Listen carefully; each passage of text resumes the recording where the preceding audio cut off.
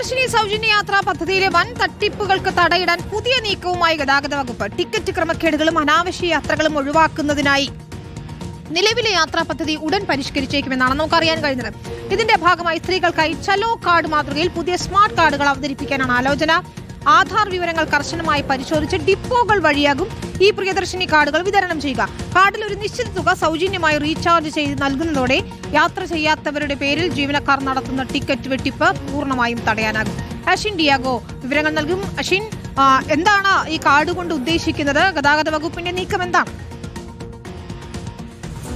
KSRTCയുടെ പ്രിയദർശിനി ബസ്സുകളിൽ വ്യാപകമായി ടിക്കറ്റ് തട്ടിപ്പ് നടക്കുന്നുണ്ട്. ഇതിന്റെ പശ്ചാത്തലത്തിലാണ് ഒന്ന് പരിഷ്കരിക്കാനുള്ള ആലോചനകൾ നടക്കുന്നത് എന്നുള്ളതാണ് അറിയുന്നത്. ഇതിന്റെ ഭാഗമായി പ്രത്യേക കാർഡ് ഇറക്കാനാണ് തീരുമാനിച്ചിട്ടുള്ളത്. സ്ത്രീകൾക്ക് മാത്രമായി പ്രിയദർശിനി കാർഡ് ഇറക്കിയേക്കും എന്നുള്ളതാണ് നമുക്ക് അറിയാൻ കഴിയുന്നത്. ചലോ കാർഡ് പോലെ തന്നെ ഏതാണ്ട് സമാനമായ രീതിയിലായിരിക്കും പ്രിയദർശിനി കാർഡ് ലഭിക്കുക. ഈ കാർഡ് ഡിപ്പോകൾ വഴി വിതരണം ചെയ്യും എന്നുള്ളതാണ് അറിയുന്നത്. ഈ ഡിപ്പോകൾ വഴി എത്തുന്ന, അതായത് അപേക്ഷക അവരുടെ ആധാർ കാർഡ് മുഖേന അപേക്ഷ നൽകുകയും ആധാർ പരിശോധിച്ച ഈ കാർഡ് വിതരണം ചെയ്യാം എന്നുള്ളതിലേക്കാണ് ഈ തീരുമാനങ്ങൾ എത്തിയിട്ടുള്ളത് എന്നുള്ളതാണ് മനസ്സിലാക്കുന്നത്.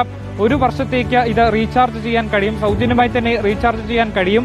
അത് സർക്കാർ ആണ് ഇത് റീചാർജ് ചെയ്തു തരിക. ഒരു നിശ്ചിത തുക ഇതിന് സർക്കാർ തീരുമാനിച്ചാൽ മതിയാകും എന്നുള്ളതാണ്. അതിനുശേഷം പ്രതിവർഷം സർക്കാർ തന്നെ ഈ കാർഡ് ഇത്തരത്തിൽ റീചാർജ് ചെയ്ത് തുടരുകയും ചെയ്യും. ഈ തുക മാത്രം സർക്കാരിന് KSRTCക്ക് നൽകിയാൽ മതിയാകും എന്നുള്ളതാണ്. അതായത് KSRTCയുടെ ഈ നഷ്ടം, അതും സർക്കാരിന്റെ നഷ്ടവും ഏതാണ്ട് പരിഹരിക്കാൻ കഴിയുന്ന തരത്തിലേക്കായിരിക്കും ഈ കാർഡ് കൊണ്ടുവരിക എന്നുള്ളതാണ് മനസ്സിലാക്കുന്നത്.